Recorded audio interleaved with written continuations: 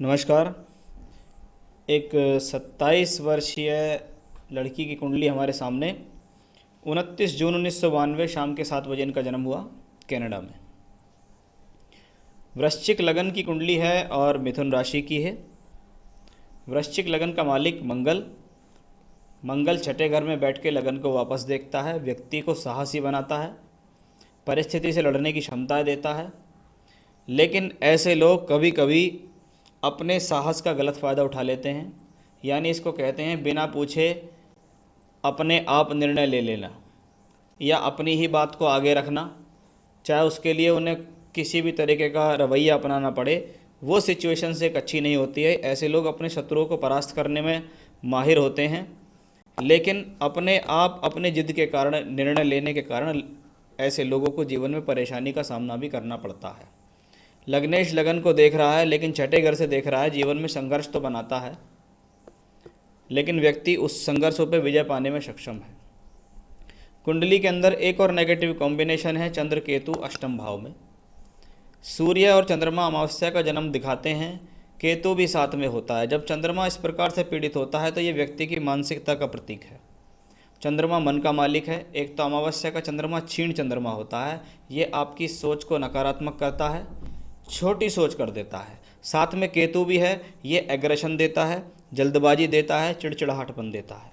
उसके साथ साथ शुक्र, जो कि सप्तम भाव का स्वामी और कारक दोनों है, ये दो वो भी अष्टम भाव में है। ये मैरिज के लिए नेगेटिव कॉम्बिनेशन है, यानी शादी को डिले कराना, साथ ही साथ वैवाहिक जीवन में कलह उत्पन्न करना।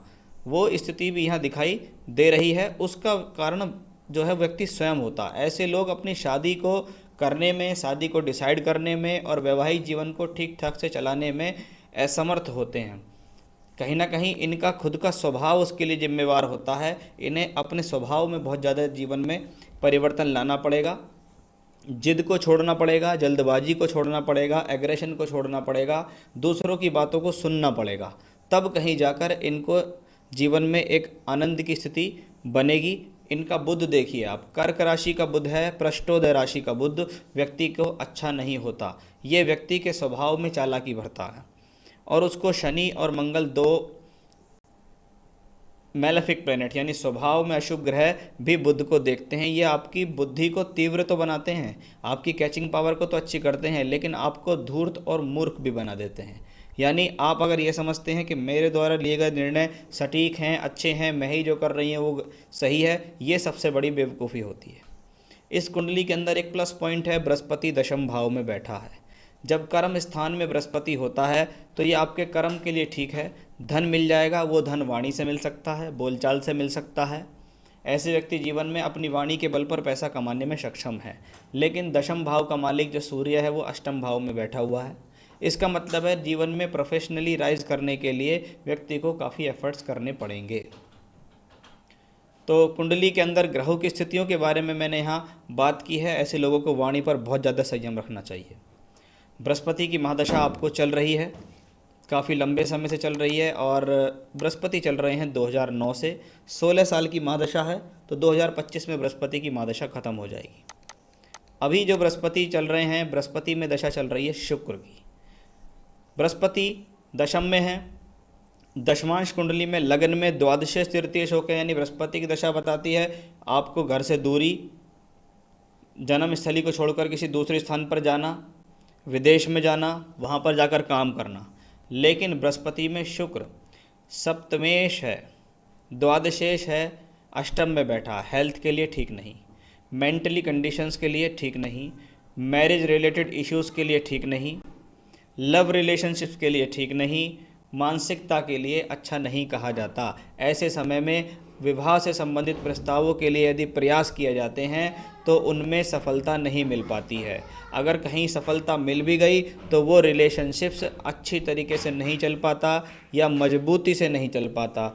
वो सिचुएशंस यहाँ साफ तौर पर दर्शित हो रही है, क्योंकि बृहस्पति में शुक्र की सिचुएशंस हॉरोस्कोप में नेगेटिव है। शुक्र के बारे में मैंने आपको बताया है शुरुआत में भी, और उसमें कहीं ना कहीं क्योंकि साथ में सूर्य चंद्र केतु का एक दोष भी है, वो भी कहीं ना कहीं तक जिम्मेवार है। व्यक्ति स्वयं अपने आप अपनी लाइफ में प्रॉब्लम्स डालने के लिए उसका कुछ ना कुछ खुद का भी रोल है।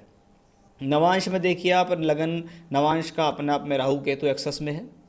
बृहस्पति लगन का मालिक होकर लगन को वापस देखता है, ये एक प्लस पॉइंट फिर से है। यहाँ भी बृहस्पति प्लस पॉइंट में है, यहाँ भी। तो शादी से संबंधित स्थितियाँ, क्योंकि अभी उम्र इनकी जो है 27 साल है, तो अभी प्रयासरत आप रहेंगे, तो अभी तो सिचुएशंस को इतनी बढ़िया दिख नहीं रही है। उसके बाद दशा आएगी उससे अगली सूर्य, सूर्य के बाद दशा आएगी इनको चंद्रमा। तो जो आगे दशा आएंगी मैं समझता हूँ 2021 में भी जून के बाद, अगर शादी नहीं हुई है तो जून के बाद स्थितियाँ अच्छी दिखाई दे रही हैं, जो इनकी शादी के लिए ठीक है। साथ ही साथ यदि विवाह हो चुका है तो अभी से लेकर और 2022 तक का जो समय है वो एक टिपिकल है। तो ये दोनों ही कंडीशन मुझे यहाँ दिखाई दी है। कुल मिलाकर कुंडली मानसिकता को लेकर चिंता दिखाई देती है, स्वभाव को लेकर चिंता दर्शाती है, और वैवाहिक स्थिति को लेकर भी चिंता दर्शा रही है। जीवन में सुख साधनों के बारे में बात करें तो सुख साधनों की जीवन में कोई कमी नहीं रहेगी। ईश्वर की कृपा से आपको जीवन में अच्छे सुख साधन मिलते रहेंगे। आपका बृहस्पति भी बहुत अच्छा है, नवांश में शुक्र भी चतुर्थे शो के चौथे घर में पहुंचा है, तो ये सिचुएशंस अपने आप में बेहतर है।